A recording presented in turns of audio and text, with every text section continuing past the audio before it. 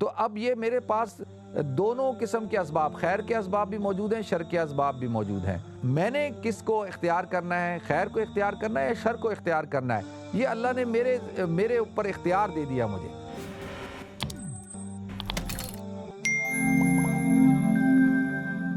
الحمدللہ رب العالمین والعاقبۃ للمتقین والصلاۃ والسلام علی اشرف الانبیاء والمرسلین وعلی آلہ وصحبہ اجمعین، اما بعد، فاعوذ باللہ السمیع العلیم من الشیطان الرجیم، بسم اللہ الرحمن الرحیم۔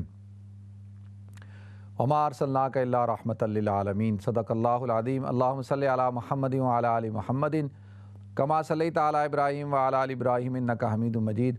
اللہم بارک علی محمد وعلی آل محمد کما بارکت علی ابراہیم وعلی آل ابراہیم انک حمید مجید۔ رب اشرح لی صدری ویسر لی امری واحلل عقدۃ من لسانی یفقہوا قولی۔ محترم ناظرین کرام، بزرگان دین اور میری عزیز ماؤں اور بہنوں، السلام علیکم ورحمۃ اللہ وبرکاتہ۔ ناظرین، حضور اکرم صلی اللہ علیہ وسلم کا فرمان ہے اور حضرت علی رضی اللہ تعالیٰ عنہ نے اس کو بیان کیا، کنز الاعمال کے اندر اس حدیث کو بیان کیا گیا ہے کہ حضور فرماتے ہیں، قال نبی صلی اللہ علیہ وسلم التوفیق خیر قائد، کہ توفیق جو ہے وہ بہترین قائد ہے، وحسن الخلق خیر قرین، اور حسن خلق جو ہے وہ بہترین ساتھی ہے، قرین ہے، والعقل خیر صاحب، اور عقل جو ہے وہ بہترین مصاحب ہے، وہ بھی بہترین ساتھی ہے، والادب خیر میراث، اور ادب جو ہے وہ بہترین وراثت ہے، میراث ہے، ولا وحشت اشد من العجب، اور وحشت خود پسندی سے بڑھ کر کوئی چیز وحشی نہیں، یعنی وحشت، عجب جو ہوتا ہے نا کہ وہ خود پسندی سے بڑھ کر نہیں ہے، اور اس حدیث کو کنز الاعمال میں بیان کیا گیا ہے۔ ناظرین، سب سے پہلی چیز یہاں پر بیان کی گئی التوفیق خیر قائد، کہ توفیق جو ہوتی ہے وہ بہترین قائد ہوتی ہے۔ قائد کسے کہتے ہیں؟ قائد کہتے ہیں کھینچنے والے کو، جو کھینچتا ہے، لیڈ کرتا ہے، رہنمائی کرتا ہے، اس کو قائد کہا جاتا ہے۔ ہمارے ہاں قائد اعظم، قائد تحریک، یا مختلف جو جماعتوں کے رہنما ہوتے ہیں ان کو قائد کہا جاتا ہے۔ تو التوفیق خیر قائد، کہ توفیق بہترین قائد ہے۔ توفیق کسے کہتے ہیں؟ عام طور پر آپ حضرات نے یہ دعا دی ہوگی یا دعا سنی ہوگی، کسی نے آپ کو دی ہوگی کہ جی اللہ آپ کو توفیق عطا فرمائے، دعا کریں جی اللہ تعالیٰ مجھے توفیق دے نیک اعمال کرنے کی، اللہ تعالیٰ آپ کو توفیق دے۔ یعنی عام طور پہ ہم یہ دعائیں دیتے ہیں اور ہم سنتے بھی ہیں کہ توفیق ہوگی تو کروں گا، اس کو تو توفیق ہی نہیں ہوئی۔ اکثر کہتے ہیں نا بھائی اس کو تو یہ خیر کا کام کرنے کی توفیق ہی نہیں ہوئی ہے۔ تو لہذا اب توفیق خیر قائد، کہ توفیق جو ہے وہ بہترین کھینچنے والی، بہترین رہنمائی کرنے والی، بہترین قائد ہے۔ کیا مطلب؟ مطلب یہ ہے ناظرین کہ سب سے پہلے تو ہم اس بات کو سمجھیں کہ توفیق کسے کہتے ہیں۔ توفیق کیسے کہتے ہیں ناظرین؟ کہ اسباب خیر کا آپ کو حاصل ہو جانا۔ جب آپ کو اسباب خیر مل جائیں اور آپ کے پاس وہ اسباب جمع ہو جائیں تو اس کو کہتے ہیں توفیق۔ اچھا، اب اسباب دو قسم کے ہوتے ہیں۔ اسباب یعنی کہ ایک تو اسباب ہوتے ہیں کہ عمل سے پہلے کے، یعنی عمل سے پہلے آپ کے پاس اسباب ہوں، اور پھر دوسرے اسباب وہ ہوتے ہیں کہ جو عمل کے وقت ضروری ہوتے ہیں۔ مثال کے طور پہ ایک شخص ہے، وہ حج کرنے جاتا ہے، آپ نے اس کو دعا دی کہ اللہ تمہیں حج کی توفیق عطا فرمائے۔ آپ کسی کو کہتے ہیں یار میرے لیے دعا کرو کہ اللہ مجھے توفیق دے کہ میں حج کروں۔ اب اس کا مطلب کیا ہے؟ مطلب یہ ہے کہ حج کے لیے دو قسم کے اسباب ہونے چاہیے، یا ہر عبادت کے لیے، میں کیونکہ حج کی مثال دے رہا ہوں۔ ایک یہ کہ آپ کے پاس پیسے ہونے چاہیے، اور آپ کے پاس یعنی جس کو زاد راہ کہا جاتا ہے، من ملک زائدن او راحلۃ تبلغہ الی بیت اللہ، یعنی جو اتنے زاد راہ کا مالک ہے کہ جو وہ حج بیت اللہ تک پہنچ سکتا ہے، یا اس کے پاس ایسے اسباب ہیں تو اس کے اوپر حج فرض ہو جاتا ہے۔ تو آپ کے پاس پیسے بھی ہیں، آپ کے پاس زاد راہ بھی ہے، اور اگر آپ کے بیوی بچے ہیں تو ان کو لک آفٹر کرنے کے لیے بھی آپ کے پاس پیسے ہیں، یعنی آپ ایزیلی حج کر کے آ سکتے ہیں، آپ کے پاس پاسپورٹ بھی ہے، آپ کے پاس بظاہر کسی قسم کی کوئی رکاوٹ نہیں ہے، اور آپ صحت مند بھی ہیں، سب کچھ صحیح ہے۔ تو اس کا مطلب یہ ہے کہ آپ کے پاس حج کے اسباب موجود ہیں، اور اکثر لوگوں کے پاس موجود ہوتے ہیں۔ تو اب ایک تو یہ سبب، اس کا مطلب توفیق حاصل ہے آپ کو، ایک تو یہ ہو گیا۔ دوسرا یہ کہ جب آپ حج کے پہنچ گئے تو اب آپ وہاں جب پہنچے ہیں تو آپ کی صحت ٹھیک ہے، آپ کے کسی قسم کی کوئی پرابلم نہیں ہوئی، کوئی حادثہ نہیں ہوا، اور آپ نے ارکان سارے صحیح طور پر ادا کر لیے، بغیر کسی رکاوٹ کے ادا کر لیے، تو ایک سبب ہوتا ہے کہ جو عمل کے کرتے وقت آپ کے پاس ہو، موجود ہو، اور ایک اس سے پہلے کا سبب ہوتا ہے۔ تو لہذا توفیق کسے کہتے ہیں کہ بھئی کہ اللہ کی طرف سے توفیق حاصل ہو، کہ خیر التوفیق خیر قائدین، مطلب کیا ہے؟ مطلب یہ ہے کہ توفیق کا مل جانا، توفیق کا حاصل ہو جانا، اس کے لیے آپ کے عزم کی بھی ضرورت ہوتی ہے۔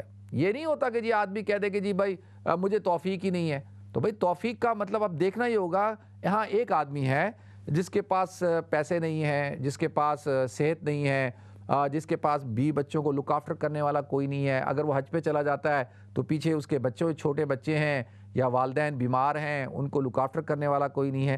اب یہ آدمی دعا مانگ رہا ہے، کہہ رہا ہے اللہ تو مجھے توفیق عطا فرما، اللہ تعالیٰ اس کو اسباب دے، یعنی اس کو اللہ پیسے بھی دے دے، اے اللہ تو اس کے والدین کو صحت بھی دے دے، اے اللہ تو اس کے بچوں کے لیے بھی اسباب پیدا کر دے، یعنی روزی کے، کھانے پینے کے، یا وہ بیمار ہے تو اللہ مجھے تو صحت دے دے۔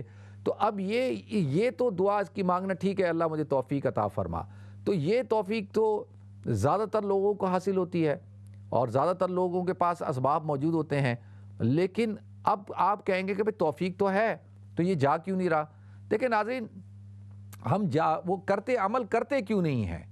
ہم میں سے کتنے لوگ ایسے ہیں کہ دیکھیں مثال کے طور پہ کہ پہلی چیز کیا ہوتی ہے کہ جو اللہ رب العزت نے ہمیں عطا کی ہے وہ ہے ہم کیا کرتے ہیں؟ ارادہ کرتے ہیں نا۔ پہلی چیز تو نیت ہوتی ہے، ارادہ ہوتا ہے، پھر آپ اسباب اختیار کرتے ہیں، اور پھر اس کے بعد آپ کا عزم مصمم ہو جاتا ہے کہ نہیں بس اب مجھے یہ کام کرنا ہے، مجھے حج پہ جانا ہے۔ تو جب آپ عزم مصمم کر لیتے ہیں تو ناظرین پھر آپ حج پہ چلے بھی جاتے ہیں، پھر زیادہ تر لوگ سفر کر لیتے ہیں حرمین شریفین کا، حج کا۔ تو اب اس کے لیے بنیادی چیز کیا ہو گئی؟ آپ کا عزم مصمم بھی ہو گیا۔ اب کیا ہے کہ سب سے پہلے آپ نے دعا مانگی، اور دعا کے بعد اب آپ کہہ رہے ہیں کہ آپ کو توفیق بھی حاصل ہو گئی، توفیق کے بعد آپ نے عزم مصمم بھی کر لیا کہ بھئی اب جو ہے وہ بس پکا ارادہ کر لیا۔ اب جب آپ وہاں پہنچ گئے تو اللہ کی طرف سے عافیت بھی آپ کو مل گئی، کوئی حادثہ نہیں ہوا، کوئی پریشانی نہیں ہوئی، اور آپ نے حج کر لیا۔ تو یہی اسی کو کہتے ہیں توفیق کا مل جانا، یہی توفیق خیر قائد ہے جو آپ کو کھینچتی ہے خیر کی طرف۔ دیکھیں اسی طریقے سے ناظرین جو اس کے مقابلے میں ایک ہوتا ہے جس کو خذلان کہتے ہیں۔ خذلان کیا ہے کہ ہر آدمی کے پاس، میرے پاس دیکھیں اس وقت سارے اسباب موجود ہیں کہ ابھی مغرب کا وقت ہوگا اور میں صحت مند ہوں، ٹھیک ٹھاک ہوں، پانی بھی موجود ہے اور سارے اسباب موجود ہیں، اور میں نے مغرب کی نماز پڑھنی ہے، اور انشاءاللہ میں پڑھوں گا، میرا پکا ارادہ ہے، میں نے عزم بھی کیا ہوا ہے اور مجھے کوئی روک نہیں سکتا، میں نے پڑھنی ہے۔ تو الحمدللہ آپ میں سے اکثر لوگ، ہم لوگ پھر نماز پڑھتے ہیں۔ اب یہ کیا ہے کہ سارے اسباب، اسی طریقے سے نیکی کے اسباب بھی موجود ہیں کہ بھئی میں نے جو ہے اگر خیر کا کام کرنا ہے، مثال کے طور پہ ایک آدمی ہے وہ ارادہ کر لیتا ہے کہ اس نے مسجد میں جانا ہے، تو پہلے نیت کرتا ہے، ارادہ کرتا ہے، عزم کرتا ہے، سبب اختیار کرتا ہے، پیدل چلنا شروع کر دیتا ہے، گاڑی سٹارٹ کرتا ہے اور جو ہے مسجد پہنچ جاتا ہے۔ اسی طریقے سے ناظرین جو انسان کے پاس جو ہے وہ اختیار اللہ نے دیا ہے نیکی کا اور برائی کا، اور برائی کے اسباب بھی موجود ہوتے ہیں۔ برائی کے اسباب کیا ہیں کہ بھئی میرے پاس پیسے موجود ہیں اور میرے پاس اسباب، یعنی یہ ہے کہ میں جا سکتا ہوں شراب خانے میں، میں جا سکتا ہوں شراب کی دکان پہ اور جا کر جو ہے وہ میں شراب خرید سکتا ہوں اور میں شراب پی سکتا ہوں۔ یہ سارے اسباب تو موجود ہیں، شراب بھی موجود ہے اور پیسے بھی موجود ہیں، اور مجھے پتہ بھی ہے کہاں سے ملتی ہے، اسی طرح سے زنا ہے، اسی طریقے سے جوا ہے، اسی طرح سے اور آپ گناہ شامل کر لیں۔ تو اب یہ میرے پاس دونوں قسم کے اسباب، خیر کے اسباب بھی موجود ہیں، شر کے اسباب بھی موجود ہیں۔ اب مجھے جو ہے میں نے کس سبب کو، کس کو اختیار کرنا ہے، خیر کو اختیار کرنا ہے یا شر کو اختیار کرنا ہے، یہ اللہ نے میرے اوپر اختیار دے دیا مجھے۔ اللہ نے میرے اوپر کیا کہ مجھے اختیار دے دیا کہ اب میں ہوں کہ اگر میں نے عزم مصمم کر لیا ہے کہ میں نے گناہ کرنا ہی کرنا ہے تو ناظرین پھر وہ گناہ ہو کے ہی رہے گا، اور اگر میں نے عزم مصمم کر لیا ہے کہ میں نے گناہ نہیں کرنا، میں نے نیکی کرنی ہی کرنی ہے تو نیکی کر کے ہی رہوں گا میں۔ تو لہذا یہ کہنا کہ جی اللہ کی طرف، اگر اللہ کی طرف سے جو ہے وہ حکم نہیں ہوتا تو میں شراب نہیں پیتا، اللہ چاہتے ہیں میں پیوں تو اس لیے میں نے شراب پی، اللہ چاہتے ہیں میں جوا کھیلوں، اللہ چاہتے ہیں میں زنا کروں تو اس لیے میں کر رہا ہوں. تو نہیں، یہ اللہ کو پسند نہیں ہے یہ چیز. اللہ تو خالق خیر بھی ہے اور شر بھی ہے. اللہ تعالیٰ نے ہر چیز پیدا کی ہے. اللہ نے چھری کو بنا دیا، اب اس چھری سے آپ خربوزہ کاٹیں یا کسی کی گردن کاٹیں تو آپ خربوزہ کاٹیں گے تو کوئی جرم نہیں ہے، آپ اس سے مرغی کو ذبح کریں گے کوئی جرم نہیں ہے، اس سے آپ سبزیاں کاٹیں، اس سے آپ جو ہے وہ خیر کے کام لے لیں. اب اسی چھری سے جو ہے اگر آپ جو ہے کسی کو قتل کرتے ہیں یا کسی کے اوپر اٹیک کرتے ہیں اور پولیس آپ کو پکڑ لیتی ہے اور جج کی عدالت میں آپ جاتے ہیں اور جج کو جو آ کے بولتے ہیں جی میرا تو کوئی قصور نہیں ہے، یہ قصور تو چھری بنانے والے کا ہے کہ اس نے چھری بنائی کیوں.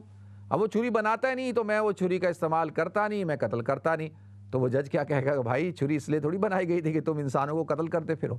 تو اسی طریقے سے اب یہ جج کے سامنے ہمارا یہ عذر قابل قبول ہوگا؟ نہیں ہوگا.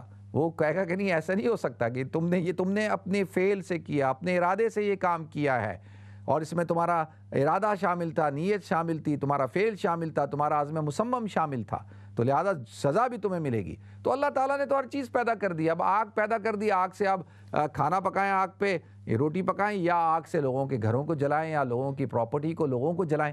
تو اب اس میں آگ بنانے والے کا قصور نہیں ہے. تو لہذا اسی طریقے سے اللہ تعالیٰ نے دونوں چیزیں پیدا کر دی ہیں. تو اسی لیے کہتے ہیں کہ اللہ سے توفیق طلب کریں، اور توفیق میں نے بتا دی کہ توفیق کسے کہتے ہیں. اس کے بعد ناظرین آ جاتے ہیں وحسن الخلق خیر قرین، کہ اچھے اخلاق جو ہیں وہ بہترین ساتھی ہیں. یہ جو قرین ہے نا، قرین، یہ قرین کس کو کہتے ہیں ناظرین؟ قرین اس ساتھی کو کہتے ہیں جو آپ کے ساتھ جڑا ہوا ہوتا ہے، ملا ہوا ہوتا ہے. قرین کہتے ہیں جو چمٹا ہوا ہوتا ہے، ہر وقت آپ کے ساتھ رہتا ہے، جس کو ہمارے اصطلاح میں لنگوٹیا یار کہتے ہیں، جس کو ہماری اصطلاح میں جوڑی دار کہتے ہیں کہ یار یہ ایک دو جسم اور ایک روح ہیں.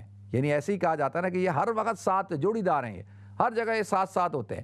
تو قرین بھی ہمارے ساتھ لگا ہوا ہوتا ہے. جیسے انسان پیدا ہوتا ہے ناظرین، اس کے ساتھ ایک فرشتہ بھی اللہ تعالیٰ لگا دیتے ہیں اور ایک شیطان بھی لگا دیتے ہیں. شیطان کا جو چیلا ہوتا ہے تو شیطان بھی اس کے ساتھ لگا دیا جاتا ہے. اب جو فرشتہ ہے وہ اس کو خیر کی طرف متوجہ کرتا رہتا ہے، خیر کی طرف لگاتا رہتا ہے، اور شیطان اس کو جو ہے وہ کس طرف لگاتا ہے؟ اس کو برائی کی طرف لگاتا رہتا ہے. اسی طرح دیکھیں ایسے ہے، مثال کے طور پہ ہم رات کو سوتے ہیں اور صبح جب فجر کا وقت ہوتا ہے تو اب ہماری آنکھ کھل رہی ہے اور فرشتہ ہمیں کہہ رہا ہے بھائی فجر کا وقت ہو گیا، اٹھو نماز پڑھو. اب شیطان جو ہے وہ ہمیں غفلت کا انجیکشن لگاتا ہے، سستی کا انجیکشن لگاتا ہے. شیطان کہتا ہے یار کیا ابھی تو اٹھے گا، اتنی سردی ہے اور کہاں بستر چھوڑے گا، جائے گا وضو کرے گا، چھوڑ اتنی میٹھی نیند ہے، کیوں میٹھی نیند کو جو ہے وہ چھوڑا ہے. وہ پھر غفلت کا، سستی کا انجیکشن لگا دیتا ہے. اب آپ دیکھیں یہ لڑائی ہو رہی ہے. اب ہم نے کس کا ساتھ دینا ہے؟ اب ایک آدمی ہے وہ فوراً اٹھتا ہے، کھڑا ہوتا ہے اور شیطان کی کمر کو توڑ دیتا ہے. وہ کہتا ہے نہیں میں نے تو نماز پڑھنی ہے. تو اس نے تو کہا کہ بھائی میں نے تو پڑھنی ہے. اب اس نے کیا کیا؟ اس قرین کو جو ہے وہ ناکام کر دیا. اب جو فرشتہ ہوتا ہے اس کا جو کنٹرول ہوتا ہے وہ روح کے اوپر ہوتا ہے، اور یہ جو قرین ہوتا ہے اس کا کنٹرول آپ کی نفس کے اوپر ہوتا ہے. تو لہذا یہ ہمیشہ نفسیوں، وہ کہنا وما ابری نفسی ان النفس لامارۃ بالسوء، کہ نفس امارہ تو انسان کو برائی کی دعوت دیتی ہے. تو یہ کسر پسر کرتا رہتا ہے کان کے اندر. تو حضور اکرم صلی اللہ علیہ وسلم سے پوچھا یا رسول اللہ، مسند احمد کی حدیث ہے کہ آپ نے فرمایا کہ ہر انسان کے ساتھ اس کا ایک قرین بھی پیدا ہوتا ہے. تو صحابہ نے پوچھا یا رسول اللہ آپ کے ساتھ بھی آپ کا کوئی قرین پیدا ہوا؟ آپ نے فرمایا ہاں پیدا ہوا.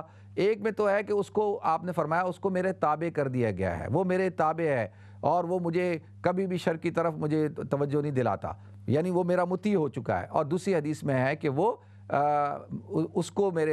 میرے پہ اسلام لے آیا ہے. تو لہذا ناظرین ہمیں چاہیے کہ ہر وقت، ہر آن، ہر گھڑی جو ہے وہ ہم کیا کریں؟ ہم جو ہمارا قرین ہے اس کی باتوں میں نہ آئیں. ہم کس کی باتوں میں آئیں؟ جو فرشتہ ہے جو ہمیں اچھائی کی دعوت دیتا ہے، ہم اس کی اچھائی کو قبول کریں. اور حسن الخلق فرمایا، حسن الخلق، یہاں پہ حسن الخلق کی بات ہو رہی ہے. اچھے اخلاق. اچھے اخلاق کیا میٹھی میٹھی باتیں کرنے کا نام ہے؟ یعنی کیا اچھے اخلاق کو ہمارے ہاں کیا کانسیپٹ ہے کہ بھئی اس کی زبان بڑی میٹھی ہے اور یہ بڑے اچھے انداز سے گفتگو کرتا ہے، اس کی زبان میں بڑی شیرینی ہے. تو یہ میٹھی میٹھی باتیں کرنا، میٹھے انداز سے گفتگو کرنا وہ ایک الگ چیز ہے، وہ بھی اخلاقی دائرے میں آتا ہے. یعنی وہ پورا اخلاق نہیں ہے، وہ بھی اخلاقیات میں سے ہے، لیکن پورا اخلاق یہ نہیں ہے۔ مثال کے طور پہ زبان تو بڑی شیریں ہے، لیکن دل کے اندر جو ہے نفرت ہے، بغض ہے، عداوت ہے، اور جو ہے زبان کو جو ہے میٹھا بنایا ہوا ہے لوگوں کو دھوکہ دینے کے لیے، تو اس کا مطلب یہ تو آدمی سب سے دنیا میں کے اندر بد اخلاق آدمی ہے۔ تو لہذا یہ بات ذہن میں رکھیں کہ اس کو کہتے ہیں منافق، اور یہ منافق ہے، اس کے اندر دل کے اندر کچھ ہے، زبان کے اندر کچھ ہے۔ تو لہذا مومن جو ہوتا ہے وہ منافق نہیں ہوتا۔ تو اچھا اخلاق ایک بہترین عمل ہے، حسن الخلق، اور کل قیامت کے دن اوزان کے اندر سب سے بھاری جو چیز ہوگی اعمال کے اندر، وہ ہوگی حسن الاخلاق۔ جب حسن الاخلاق کو تولا جائے گا تو وہ ساری چیزوں پہ بھاری ہو جائے گا۔ اب حسن الاخلاق، اچھے اخلاق کیا ہیں؟ اچھے اخلاق کا تعلق جو ہے وہ آپ کے کردار کے ساتھ ہے، آپ کے گفتار کے ساتھ ہے، آپ کی امانت داری کے ساتھ ہے، آپ کی دیانت داری کے ساتھ ہے، آپ کے برتاؤ کے ساتھ ہے۔ اگر آپ والد ہیں تو آپ کا رویہ اپنے بچوں کے ساتھ کیسا ہے؟ اگر آپ بیٹے ہیں تو آپ کا رویہ، حسن سلوک کتنا اچھا ہے اپنے والدین کے ساتھ؟ اگر آپ شوہر ہیں تو آپ کی بیوی کے ساتھ آپ کے کیسے تعلقات ہیں؟ اگر آپ بیوی ہیں تو آپ کے تعلقات آپ کے شوہر کے ساتھ کیسے ہیں؟ اسی طریقے سے اس کو آپ پھیلا لیں کہ آپ کے چاچا، ماموں، پھوپھا، پھوپھی، یہ جتنے رشتہ دار ہیں ان کے آپ کتنے حقوق ادا کرتے ہیں، پھر حقوق اللہ میں آپ کتنے پابند ہیں، پھر حقوق العباد میں آپ کتنے پابند ہیں۔ یہ ساری چیزیں کیا ہوتی ہیں؟ یہ ساری چیزیں حسن الاخلاق ہیں۔ آپ کے اخلاق کا اچھا ہونا یہ سب سے اہم چیز ہے۔ تو اللہ کے رسول صلی اللہ علیہ وسلم نے ارشاد فرمایا کہ وہ بہترین، یعنی اچھے اخلاق آپ کا بہترین ساتھی ہیں۔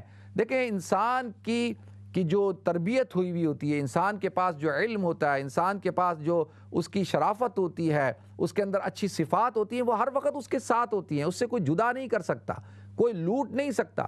پیسہ لوٹ سکتا ہے کوئی ڈاکو، آپ کے لباس کو چھین سکتا ہے، آپ کی گھڑی کو، آپ کے موبائل فون کو، آپ کی انگوٹھی کو، آپ کے زیور کو، آپ کی بہت ساری گاڑی کو، پراپرٹی کو، ان ساری چیزوں کو لوگ چھین سکتے ہیں، لیکن جو آپ کے اچھے اخلاق ہیں، جو آپ کا کردار ہے، وہ آپ کے ساتھ ہی رہتا ہے، اور وہی بہترین ساتھی ہوتا ہے۔ تو لہذا ہمیشہ اپنا ساتھی کس کو بنائے؟ اچھے اخلاق کو بنائے۔ پھر اللہ کے رسول صلی اللہ علیہ وسلم نے ارشاد فرمایا وَالْعَقْلُ خَيْرُ صَاحِبٍ، کہ عقل بہترین مصاحب ہے، بہترین دوست کیا ہے؟ عقل ہے۔ ناظرین عقل تو سب کے پاس ہوتی ہے، کون سا آدمی ہے جو یہ کہے گا کہ جی میرے پاس عقل نہیں ہے؟ عقل تو سب کے پاس ہے، اور ہر ایک شخص عقل کا استعمال کرتا ہے۔ لیکن یہاں پر جو بات کی جا رہی ہے نا کہ بہترین ساتھی ہے، دیکھیں ہماری عقلوں کے اوپر بھی دھن لگ جاتی ہے۔ مثال کے طور پہ اگر آپ کبھی آپ جب شاور لینے کے لیے جاتے ہیں اپنے ٹوائلٹ کے اندر، باتھ روم میں، تو جب آپ گرم پانی سے شاور لیتے ہیں تو جب آپ کے باتھ روم میں جو ہے وہ مرر بھی ہوگا، آپ جب اس مرر کو دیکھتے ہیں تو اس مرر کے اوپر جو ہے وہ کیا ہو چکا ہوتا ہے؟ پانی آ چکا ہوتا ہے، آپ کا چہرہ آپ کا وہ صاف نظر نہیں آ رہا ہوتا، آپ کو کیا کرنا ہوتا ہے؟ ٹیشو سے صاف کرتے ہیں آپ اس کو۔ تو اسی طریقے سے دھند پڑ جاتی ہے۔ تو جیسے اگر دوربین ہے، دوربین کا اگر گلاس ہی گندا ہو، اس پہ دھند پڑ جائے، اگر آپ کا چشمہ ہی گندا ہو، چشمہ اتار کے صاف کرنا پڑتا ہے۔ اگر چشمہ گندا ہو تو آپ کو ہر چیز گندی نظر آتی ہے، تو آپ کو صاف کرنا پڑتا ہے نا۔ تو جب آپ صاف کرتے ہیں تو آپ کو ہر چیز صاف نظر آتی ہے، مرر صاف کرتے ہیں تو اپنا آپ بھی آپ کو صاف نظر آتا ہے۔ اسی طریقے سے ناظرین ہماری عقلوں کے اوپر بھی دھند پڑی ہوئی ہے۔ اسی لیے آپ دیکھیں لہم قلوب، یا کہ اللہ کہتا ہے ان کے پاس قلوب ہیں لا یعقلون بہا، وہ لیکن اس سے غور و فکر نہیں کرتے۔ اب کیا ہے کہ ایک بہت بڑا عقل مند آدمی ہے، لیکن وہ ہندو ہے، وہ پارسی ہے، وہ سکھ ہے، وہ یہودی ہے، وہ عیسائی ہے، اب عقل ہے اس کے پاس، لیکن اس کی عقل کے اوپر پردہ پڑ چکا ہے۔ ختم اللہ علی قلوبہم وعلی سمعہم وعلی ابصارہم غشاوہ۔ تو اللہ کہتا ہے کہ اسی طرح سے عقل کا صحیح استعمال کیا ہے۔ سب سے پہلی بنیادی چیز عقل کا صحیح استعمال یہ ہے کہ آپ کو عرفان حاصل ہو اور آپ اللہ رب العزت کی ذات کو پہچانیں۔ یہ عقل جو ہے اس کے ذریعے سے اللہ کو پہچانا جاتا ہے، کیونکہ دیکھیں عقلی طور پر یہ بات ممکن نہیں ہے کہ ایک ملک کے 2 وزیر اعظم ہوں، ایک حکومت کے 2 بادشاہ ہوں، 2 صدر ہوں، ایک جو ہے عدالت کے تو 2 جج ہوں، اور ایک شوہر کے، ایک بیوی کے 2 شوہر ہوں، ایک انسان کے جسم کے اندر 2 دل ہوں، ایک نیام کے اندر 2 تلواریں ہوں۔ ایسا ممکن ہے؟ ممکن ہی نہیں ہے، یہ تو فساد ہو جائے گا۔ تو عقل کیا کہتی ہے؟ عقل یہ کہتی ہے کہ جیسے بادشاہ ایک ہوتا ہے ایک سلطنت کا، اگر 2 ہوں تو وہ سلطنت برباد ہو جاتی ہے، اسی طریقے سے اس کائنات کا بھی بادشاہ ایک ہی ہے۔ لو کان فیہما آلیۃ الا اللہ لفسدتا، اگر اس کائنات کے اندر اللہ تعالیٰ کے علاوہ بھی کوئی اور الہ ہوتا تو یہ کائنات تباہ ہو چکا ہوتا، فساد ہو چکا ہوتا۔ تو اللہ کہتے ہیں کہ یہ عقلی طور پر آپ کو تسلیم کرنا ہے کہ جو کچھ بھی اس کائنات کے اندر ہے، اس کا چلانے والا کوئی ہے، اس کا بنانے والا کوئی ہے، یہ نظام ایسے خود بخود نہیں بنا، یہ عقلی طور پر انسان تسلیم کرتا ہے۔ تو سب سے پہلے عقل سے آپ نے کیا کرنا ہے؟ اللہ کی توحید کا، اللہ کے ہونے کا، پہلی بات اللہ ہے، اور دوسرا اللہ کی وحدانیت کا اقرار کرنا ہے۔ اور پھر عقل کے ذریعے سے آپ چیزوں کا مشاہدہ کرتے ہیں۔ عقل ہی تمیز دیتی ہے خیر کی، شر کی۔ دیکھیں عقل کیا کہتی ہے؟ قتل نہیں کرنا چاہیے۔ عقل کیا کہتی ہے؟ جھوٹ نہیں بولنا چاہیے۔ عقل کیا کہتی ہے؟ کسی کو نقصان نہیں پہنچانا چاہیے۔ عقل کیا کہتی ہے؟ کہ جو ہے فراڈ نہیں کرنا چاہیے۔ عقل یہ کہتی ہے نا، آپ اگر یہ کام کر رہے ہوتے ہیں تو آپ کی عقل کیا کہہ رہی ہوتی ہے کہ آپ صحیح کام کر رہے ہیں؟ کبھی نہیں، وہ کبھی یہ نہیں کہے گی کہ آپ صحیح کام کر رہے ہیں، وہ کہے گی آپ غلط کام کر رہے ہیں، لیکن آپ پھر بھی کر رہے ہوتے ہیں۔ آپ کے مفادات ہوتے ہیں، آپ کے اوپر وہ شیطان جیسے میں نے کہا غالب ہو چکا ہوتا ہے، لیکن عقل جو ہے ہمیشہ انسان کو خیر کی طرف لے کے جاتی ہے۔ لیکن ہماری عقلوں کے اوپر آپ کہیں گے نا کہ پھر لوگوں کو ہم نے دیکھا کہ بیوقوفوں والے کام کر رہے ہوتے ہیں، ایسے کام کر رہے ہوتے ہیں، تو ان کی عقلوں کے اوپر دھند آ چکی ہوتی ہے۔ جیسے دوربین پہ دھند ہو تو آپ کو صاف نظر نہیں آئے گا، اسی طرح ہماری عقلوں پہ بھی جو ہے دھند ہے، ہماری عقلوں پہ بھی گندگی چھا گئی ہے، اس کو صفائی کی ضرورت ہے۔ تو لہٰذا اللہ کے رسول صلی اللہ علیہ وسلم نے ارشاد فرمایا اگر ایک انسان اپنی عقل کو صحیح طور پر استعمال کرتا ہے تو سب سے بہترین دوست اس کے پاس موجود ہے۔ پھر اللہ کے رسول صلی اللہ علیہ وسلم نے ارشاد فرمایا وَالْأَدَبُ خَيْرُ مِرَاثٍ، اور ادب سب سے بہترین وراثت ہے۔ وراثت، میراث جو ہے، دیکھیں آج جو ہے، جو میں اور آپ ہم سب سارے، ہم اکثر لوگ اس میں شامل ہیں، ہم اپنی بقا کی، اپنی زندگی کی جنگ نہیں لڑ رہے، ہم لڑ رہے ہیں، ہم جو پورا ہم نے اپنی دنیا کے اندر جو محنت کر رہے ہیں ہم، اور جو ہم نے اپنے آپ کو کھپا دیا ہے، جس کو دیکھو وہ یہ کہتا ہے یار اپنے بچوں کے لیے لگا ہوا ہوں۔ کس کے لگا ہوں؟ یار بچوں کے لیے لگا ہوں، بچوں کا مستقبل اچھا ہو جائے جی۔ اور یار آپ کے پاس تو 4 گھر ہیں، نہیں بچوں کا مستقبل اچھا ہو جائے، بچوں کے مستقبل کے لیے میں لگا ہوا ہوں۔ اور وہ اسی اس میں لگا ہوا ہے، جائیدادیں بنانے میں، وراثت بنانے میں، کاروبار بنانے میں، کہ جی اپنے میرے بچے، اور ہر آدمی کو دیکھو وہ یہی کہے گا کہ بچوں کے لیے، روٹی کے لیے، جی بچوں کے مستقبل کے لیے۔ تو اللہ کے رسول صلی اللہ علیہ وسلم ارشاد فرماتے ہیں وَالْأَدَبُ خَيْرُ مِرَاثٍ، کہ سب سے بہترین میراث تو ادب ہے، اپنے بچوں کو ادب سکھائیں۔ حضور نے فرمایا کہ ایک باپ اپنے بچوں کو سب سے بہترین تحفہ جو دیتا ہے وہ اچھے اخلاق کا دیتا ہے۔ آج ہم کہتے ہیں ہم اپنے بچوں کو اچھی اچھی گاڑیاں لے کے دیں، مہنگے کپڑے لے کے دیں، مہنگی چیزیں لے کے دیں، ہم اپنے بچوں کو جو ہے وہ آسائشوں کا عادی بنا دیتے ہیں، لیکن کیا ہم ان کی تربیت کا خیال رکھتے ہیں؟ کیا ہم ان کو سکھاتے ہیں کہ بھئی ادب کیا چیز ہوتی ہے، احترام کیا چیز ہوتا ہے، بڑوں سے کس طرح بات کرنی ہے، اپنے چچا سے کس طرح بات کرنی ہے، اپنی پھپھو سے کس طرح بات کرنی ہے، اپنے ماموں سے، خالو سے کس طرح بات کرنی ہے، یا اپنے سے بڑے آدمی سے کیسے بات کرنی ہے، کسی عالم سے کیسے بات کرنی ہے؟ ہمارے بچوں میں تربیت نہیں، اخلاق نہیں ہے، ان کو پتہ نہیں ہے، فوراً ایف ورڈ یوز کریں گے اور بڑوں کو ایسے مخاطب کریں گے جیسے کہ ان کی تربیت نہیں ہوئی۔ تو لہذا بچوں کو، اپنے اولادوں کو بہترین ادب دیں، یہ بہترین میراث ہے۔ حضرت عمر بن عبدالعزیز رحمۃ اللہ علیہ کا جب انتقال ہو رہا تھا تو ہشام آیا، ہشام نے کہا کہ آپ کے 11 بیٹے ہیں اور آپ نے صرف ان کے لیے جو ہے 18 درہم وراثت چھوڑی ہے، تو میں آپ کو دیتا ہوں 22 لاکھ درہم، اور آپ 2-2 لاکھ درہم ان سب کو دے دیں۔ اور یہ کیا آپ نے اپنے بچوں کو غربت کے اندر رکھا، 7 سال تک آپ مدینہ کے گورنر رہے، آپ کے والد 19 سال تک مصر کے گورنر رہے، آپ 7 سال تک مدینہ کے گورنر رہے، 2 سال تک جو ہے آپ امیر المومنین رہے، اور انتقال کرتے وقت صرف 18 درہم آپ کے پاس۔ تو لہذا انہوں نے اپنے بیٹے، ان کے ایک بیٹے کا نام عبد الملک تھا، اس کو بلایا اور بلا کے کہا بیٹا تمہارا ماموں یہ کہتا ہے مجھے، تو تمہیں یہ پیسے چاہیے؟ تمہارا ماموں کہتا ہے کہ میں نے تمہارے لیے کوئی میراث نہیں چھوڑی۔ تو ان کا بیٹا بھی پھر ان کی تربیت یافتہ تھا، اس نے اپنے ماموں کو کہا کہ یہ جو جائیداد ہے، یہ پیسہ ہے، یہ آپ نے جو جن سے لوٹا ہے نا، ان کو واپس کریں، ہمیں یہ نہیں چاہیے۔ ہمارے والد نے ہماری تربیت کی ہے، ہمارے والد نے ہمیں علم دیا ہے، آداب دیے ہیں، اخلاق دیے ہیں۔ اور ناظرین ہسٹری کے اندر آتا ہے کہ ہشام کی نسلیں جو ہے وہ ختم ہو گئیں، اور وہ بالکل بے یار و مددگار پڑی ہوتی تھیں، اور عمر بن عبدالعزیز رحمۃ اللہ علیہ کے لڑکے جو ہے بڑے بڑے علماء، اسکالر، قاضی اور بڑی بڑی شخصیات، ان کا ہسٹری میں نام آتا ہے۔ تو لہذا جب آپ اگر اپنے بچوں کے لیے پیسہ ہی چھوڑ کے جائیں گے تو وہ سمجھیں گے پیسہ ہی سب کچھ ہوتا ہے، اور آپس میں پیسوں کے لیے لڑیں گے، آپس میں بچے لڑ رہے ہوں گے، فیملیز کے اندر جھگڑا کھڑا ہو جائے گا وراثت پہ۔ تو لہذا سب سے زیادہ توجہ ہم نے دینی ہے اپنے بچوں کی تربیت پر۔ وَالْأَدَبُ خَيْرُ مِرَاثٍ، سب سے بڑی بہترین میراث کیا ادب ہے۔ اور پھر اللہ کے رسول صلی اللہ علیہ وسلم نے آخری بات کیا ارشاد فرمائی وَلَا وَحْشَةَ أَشَدُّ مِنَ الْعُجُبِ، کہ عجب کہتے ہیں خود پسندی کو۔ دیکھیں یہ جو خود پسندی ہوتی ہے نا، اس سے بڑی وحشت کوئی چیز نہیں ہوتی۔ آج کا ہر شخص خود پسندی کے اندر مبتلا ہے، ہر شخص. اگر میں کہوں میں بھی مبتلا ہوں، سارے مبتلا ہیں کہ بھائی میں ہوں بس سب سے بڑا عقل مند آدمی میں، سب سے بڑا اسکالر میں، سب سے بڑا ڈاکٹر میں، سب سے بڑا سمجھدار آدمی میں ہوں. اور اپنی دنیا میں رہنا، اپنا آپ سوچنا اور عجب کا شکار ہو جانا. ہر آدمی صرف میری ہی خدمت کرے، سب لوگ مجھ سے ہی محبت کریں اور سب میری خدمت کریں، میرے ارد گرد ہوں. میں نے کسی کے حق کو ادا نہیں کرنا، میں نے کسی سے محبت نہیں کرنی، میں نے کسی کو لک آفٹر نہیں کرنا، سارے مجھے لک آفٹر کریں. اور میں ہی جو ہے عقل کل ہوں، میں ہی جو ہے سب سے بڑا سمجھدار ہوں. میں ڈاکٹر بھی ہوں، حکیم بھی ہوں، پولیٹیشین بھی ہوں، فلاسفر بھی ہوں، میں سب کچھ ہوں. کیونکہ میرے پاس پیسہ ہے، میرے پاس اختیار ہے، میرے پاس دولت ہے. اب دیکھیں ایک آدمی وزیر اعظم بن جاتا ہے تو اس کا کیا مطلب ہے کہ وہ بہت بڑا اسکالر بن گیا.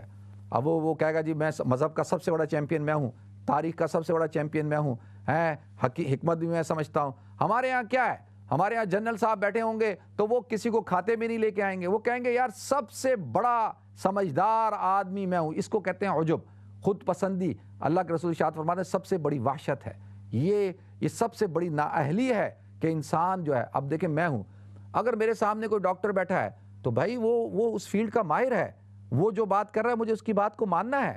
اسی طریقے سے میرے سامنے اگر کوئی وکیل ہے، ایڈوکیٹ ہے، تو مجھے اس کی بات کو تسلیم کرنا ہے، قانون دان ہے وہ. اسی طریقے سے کوئی اکاؤنٹنٹ ہے، کوئی آرکیٹیکٹ ہے. اللہ تعالیٰ نے ہر ایک کو لکل فن رجال، ہر فن کے اندر اللہ تعالیٰ نے لوگوں کو پیدا کیا ہے. اب میں کہوں جی میں ہی آرکیٹیکٹ ہوں، میں ہی اکاؤنٹنٹ ہوں، میں ہی بہترین قانون دان ہوں، میں ہی حکیم بھی ہوں، میں ہی اسکالر بھی ہوں، میں ہی پولیٹیشین بھی ہوں، میں ساری چیزیں سمجھتا ہوں اور میرے سے آپ جس موضوع پہ بات کراؤ میں موضوع پہ بات کرنے کے لیے تیار ہوں، میں سب سے بڑا چیمپئن ہوں.